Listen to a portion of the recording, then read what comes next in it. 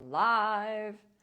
Hey you guys, Coach Erinne here, Full Circle Coaching. Hope you guys are having a wonderful day.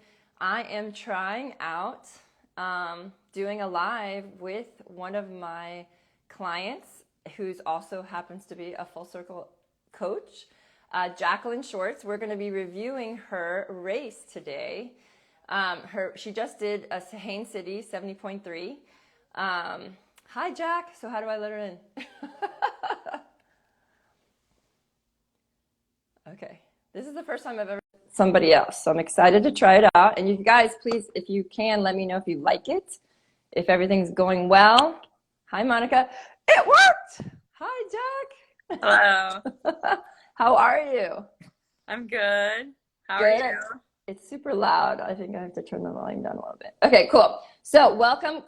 This is Coach Jacqueline is one of my employees, right? So we kind of introduced her a couple months ago. We did a live with you, kind of talking about your journey over the past couple months. But I don't know if that at that time you had signed up for the 70.3, right? I don't think that was in your thoughts yet. So welcome, Coach Jacqueline Schwartz. As I said, she's a coach of ours.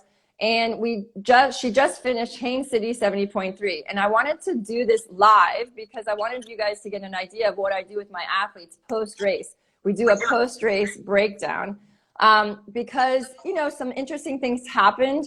And I would love for Jacqueline to share her story. So let's go back to maybe like when you decided to do the 70.3. It's been a dream of yours, right? As a triathlete, you've been a triathlete for how long? For 5 years. For 5 years, and you went to UM, so you've been doing like sprints and Olympics mostly? Yes. So, yes, just sprints and Olympics. My first race was in the fall of 2017. Okay, cool. So, yeah. It's always kind of been like off in the distance, like, oh, one day I want to do a half Ironman, one day I want to do a long distance race, but I never really had the confidence to know that I would be able to do it. So, okay.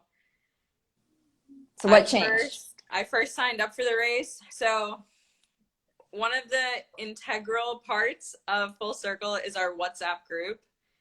We have all of our athletes that we have a group chat, and somebody put in the group chat, I think it was in December last year, that they signed up for the half Ironman in Haines City. And I think it was I think it was Rafi, right? Rafael yes. Rodriguez. Yeah. And I didn't even know that registration had opened, but I knew that that was like the easiest race to get to from Miami. So, and then I suddenly like got nervous and I was like, oh my God, and then I felt like if I don't sign up for this race, I'm going to regret it. But at that point I was running, like the run is my weakest part of the race. And I was running like 3 miles. Right. Like, and you also had an injury. Like we had an issue, right, with your ankle where you had some ankle pain and we weren't really able to figure out what was causing it or why you had it, right? So that was also in your mind, can I even run 13 miles, right? Right. So for the past like 2 years, I've had this ankle pain and been to some PTs and had MRIs, and we don't really know what the injury is, but when I run, it's painful. Right. Well, when I ran, past tense. We'll get to that good news in a minute. But yeah, so that can definitely limit you as far as you're even believing in yourself that it's possible to do the half Ironman, right? So let's fast forward, and we're not going to go through all the training and all that stuff because it's pretty involved, but you were hitting the training very consistently. You were on it. You were so ready. Like, let's talk about last week, because last week, we had our group call, which we do together with the whole team, and the athletes that were getting ready for the race. I was just so inspired by Jacqueline's excitement about the race because it was a few days away. And why don't you talk to us about how you felt like leading up to the race, like last week? So last week, I just felt so ready. Like we talked about for other races, I and my whole life I get really nervous before, because I've been a swimmer my whole life, I'll get really nervous before any competition. And last week I was just felt really confident, like it was gonna happen and I was gonna do it. And we used the word execute, and because of all the training and because I had the coaching and the support of all the athletes and have been training with people who have done half Ironmans and Ironmans, I just knew that I was so on track, and that I don't know any other word other than confident. Awesome. Yeah. So you came in so confident with this race. And how did we get there? So let's talk about how, I always like to have you guys do your Tri-Calc 3, which is your race prediction. And we map out a whole race plan. It's like a serious map with everything you're going to do from the day before the race until when you cross the finish line at the race. And we train those numbers. So those numbers are not pulled from thin air, right? So you knew your pace on the swim, right? You knew exactly how fast you're going to swim, whether it was going to be wetsuit legal or not. And we trained that, right? We hit that pace at that distance a couple times. You did that, in your training. We had it logged in Training Peaks. So we knew the swim was going to be locked in. There was no issue there. And being a lifelong swimmer, that's a huge advantage you had. But where the bike and the run were some challenges. So the bike, you've been on a road bike for 5 years. And you had just transitioned to a tri-bike, a month ago, right? Yes, I had probably 3 real weeks of training on the tri-bike, which was an impulse purchase. And then I felt like I couldn't go to a long distance triathlon and leave my tri-bike at home. Right. So I don't know if I was necessarily ready, but I did it. Right. So we took the risk, right? So I talked about this with you, that your muscles are completely different. The ones that you use on the tri-bike, that you're using way more quads on your tri-bike. You're going to be bent over in an aero position for that 56 miles, and it's a hilly course. So this is a risk that we're taking, but you're always faster on a tri-bike. So we decided, let's just go in. You have the volume of training on your road bike. What's up? Hit of Happiness is here too. So Brian, you're next. You're doing this next. Okay, so anyway, so we knew the tri-bike was going to be a risk, but it was a risk we were willing to take, right? So we had and the other factor is you had a power meter on your road bike, but you didn't have a power meter on your tri-bike. So we just used your heart rate zones to help you be accountable to the pacing on the bike. And how do you think that worked out? So we talked about the swim. You hit the swim in the race just as predicted. You averaged a 126 per 100 yard pace, right? And that was exactly where we wanted to be. So that was like an easy accomplishment. But when it came to the bike, what would you say was your biggest struggle? How did it feel out there? Because I know this was completely new for you, right? Mm-hmm. So I did want to mention about the swim. Okay. Because of new COVID guidelines, the beginning of the race is a little bit different than that's true. people have experienced before. So yeah. Very early, the race start was 7 a.m. and at 6:20, they started setting up the first swimmers to go. The volunteers walked us down to the water and then had us lined up, all separated 6 feet apart, to funnel us into the swim. But it was a lot earlier than a lot of people were expecting. So I wasn't ready to go to the start until 6:40 a.m. And so by that point, all the swimmers at my pace had already gone down to the water. So I kept telling myself to race my own race. Yes. If I was surrounded by people who were going to swim slower than me, it was important for me that I had to race my own race. And that's something that wasn't a mantra that I planned, but that helped me throughout the whole race, because I get out of the water fast because I'm a strong swimmer, and then immediately all these strong cyclists will pass me, and then it's okay, let them go, race your own race. Right. So that's also sticking to my numbers and being accountable to that and what I had done in training and what I knew I was capable of. So for the swim, yes, I was just excited to go and to swim the way I knew I could, and to not let any slower swimmers who were out on the course before me get in the way. Right. So Okay. I was very glad with the swim. It was very successful. Yes. So then Yes. you said, what was my struggle? My biggest struggle on the bike, I would say by mile 10, my back was sore. Right. And so I really had to coach myself in my head to stay in my aero bars, to stay in the aero position, Yeah. which is more efficient. But this was new for you, right? So, Yes. you know, you had done a couple of 56 plus miles, you know, bike rides with the group in your aero position. However, it's completely different on race day, as we all know. You tend to push a little harder. You had your heart rate zones that we had dialed in for the race. But that being said, it doesn't really matter. I mean, it's a hilly course. And you being an aero for the first time at a longer distance race, you know, I wasn't sure that this was going to happen, but this was something that was potentially possible, right? So you had the back pain. Was there anything else that kind of came up on the bike that you had to deal with? How was your nutrition, all that kind of stuff? So at one point there was a headwind, and I think I didn't notice it as much, but I felt like I was working harder. My heart rate at the beginning of the bike was higher than I had planned it to be. Okay. And so at the beginning I was really working and focusing to get my heart rate down.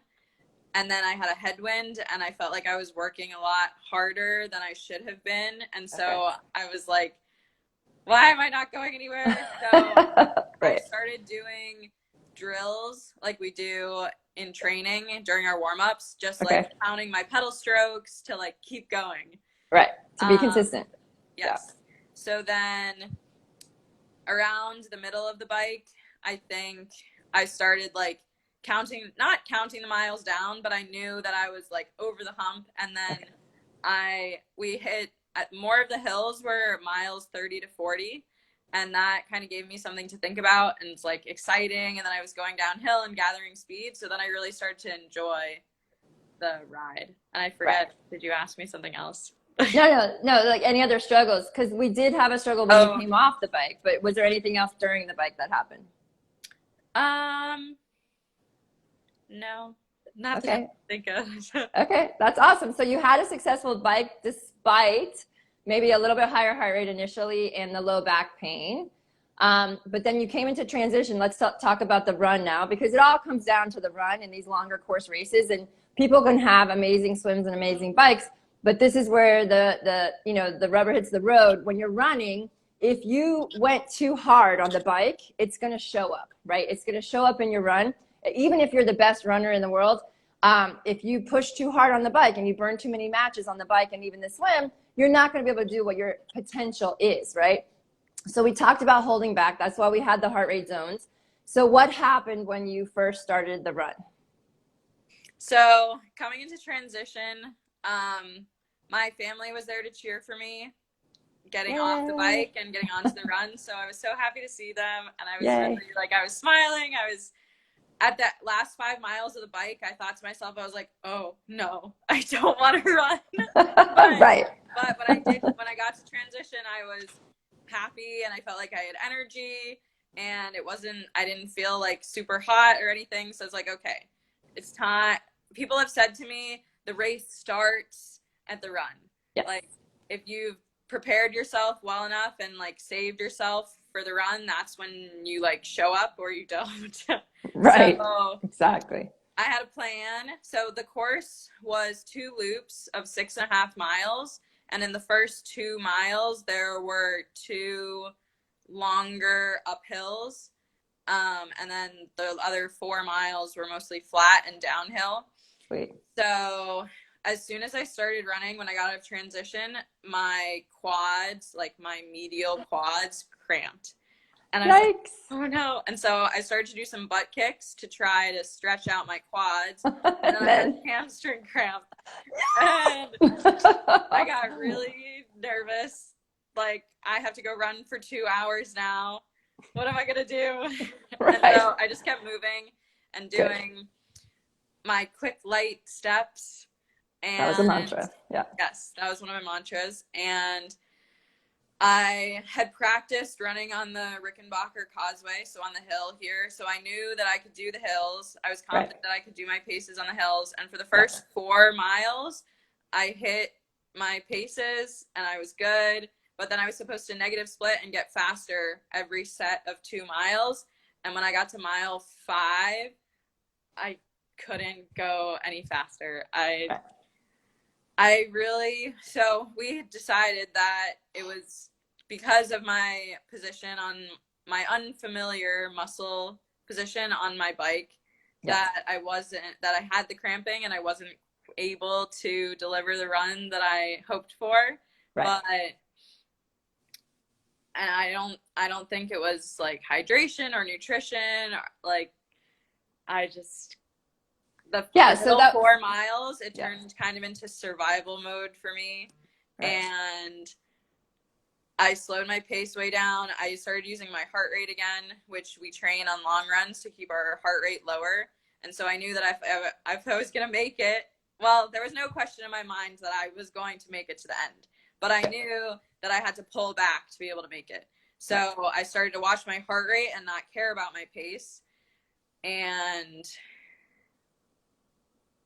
mentally, I had to make it through. My next like goal point was to make it through the loop, the first loop of the run, to get on to the second loop. And then I knew that I had seen the whole course. I knew where I was going. And then after I got up the 2 hills on the second loop, so I was at mile 8, then I told myself, okay, now I have 2 more miles. Get to mile 10. Just get to mile 10. And at that point, I kind of kicked it into gear a little bit and started to negative split until the end. So I had pulled back for like 2 miles. And then from there, I got a little bit faster all the way until the end. And then at mile 10, I was like, okay, now it's just a 5K. Right. Like, that's so simple. Once you've trained and you've ran 13 miles, a 5K is like a cinch. Right. Okay, so let's talk about the positives, because there are a lot. And let's also let's rewind a little bit. So we have the TriCalc 3, which is the race predictor time, right? And we had a time. I actually asked all my athletes to do this, and they submit their goal race time for any distance race that they're doing. And you submitted yours to me, and it was a 6:30, right? And I have been training Jack for the past 6 months, so I know what she's completely capable of. And I had the choice in that moment to say, great, that's a done deal, 100% success rate. Like, unless some logistical thing goes wrong, you've got that, right? But I decided to challenge her, okay? Because I knew she was capable of more, right? So we had 2, goal times, right, in mind. So the second one, what was the goal time in mind? Sub 6, right? Yes. I knew that it was going to. So my first one, the 6.5, was a little conservative, and I knew that I could probably do better. Realistically, I could do like 6:20 or 6:15. Right, 6 hours and 20 minutes, 6 hours and 15 minutes, just so you guys know what we're talking about. Yes. So then we call it like a dream race plan. If every single thing goes right and you have a tailwind the whole bike. Right. That like it was very ambitious, I knew. And I had to like squeeze out a couple, like 5 minutes from what I really thought I could do. Yeah. That to go sub 6 hours. Right. But we decided to just leave it out there. I let her keep both times. But I want to talk about what happened, because if we had just left the 6:30 and you crossed the finish line at what time did you finish? 6 what? 6 hours and 18 minutes. Like, that's a huge success, right? If your goal was 6:30 and you did 6:18, like, how happy and excited would you be? Very happy and excited. But instead, what happened? So I was a little disappointed because I wanted to go to do less than 6 hours. Right. So this was one of those things that I actually kind of had a talk with Jack, because I was like, you need to learn how to celebrate your wins, right? Because if you're not happy across that finish line about all the work, the last 6 months of work you did, and how you didn't feel your ankle one time on the run, like, that's a huge thing to overcome an injury. And you just realized that like 5 minutes ago. You called me and like, oh my God, I forgot. I didn't have any pain in my ankle. Like that was a huge hurdle that we've been working on. And you killed the swim and you did the bike and you stayed aero as long as you can on a brand new tri bike after just 3 weeks. And then you struggled through the run. You never walked 1 freaking minute. And you crossed the finish line and you're not happy. Like, I was like, smack, smack, smack. Like, girl, you've got to celebrate your success because you are a rock star. I am so proud of you, right? So do you feel like you've changed a little bit? Yes. After I smacked you down a little bit, right? Yes. Thank you. Yeah, show her some love, you guys. Press those hearts. I mean, Jack, seriously, coming from not even knowing if you could do it 6 months ago and saying, but you really, really wanted to, you did it. You killed it. And guess what? The next one's always going to be better, right? There's always something to work on. And the difficulty in a long distance race is there's so many logistics that can happen, right? It's not a sprint. It's not over in an hour. There are so many, extenuating circumstances, and you handled them like a rock star. So I just want to say how proud I am of you. And you better own your success and be talking about it all the time because you killed it. Okay? Thank you so much. All right. Well, is there anything else you wanted to share and maybe some inspiration for someone who's thinking about joining us or, considering even a sprint triathlon, let alone a half Ironman or an Ironman? What are your words? So thank you for all of your praise and everybody in the comments also. I have always been really put a lot of pressure on myself, and it's hard for me to reflect back on this and go, wow, like I just raced 70.3 miles. That's a long distance. I don't want to get in my car and drive 70 miles. Right. And it's hard. It's hard. I did all that. You got to tap yourself in the back and go, thank you, body. Exactly. Exactly. But I am one of those people who's always chasing the next thing. So I'm already planning, like, the end of the year, I want to do another and improve. Right. But there's a mindset change where it's not, this wasn't good enough. It's, I can always be better because everyone can always be better. Definitely. So coaching everybody and myself a little bit right now. Exactly. So I did want to I had such a successful weekend because of, and something that I was missing before I started working with and joined Full Circle was the group and the community, which is something amazing for anyone who is thinking about joining Full Circle.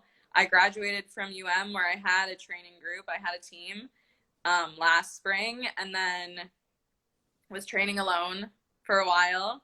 And now coming back to have all these inspirations, to have Ironman finishers and to have half Ironman and to be training with other people who are looking up to me as someone who's achieving their goals and encouraging them that you can do your first triathlon, you can do your first half Ironman, and to have everybody working towards their goals together is really special. And so at this race, we had 4 people competing, and 3 of us, it was our first half Ironman.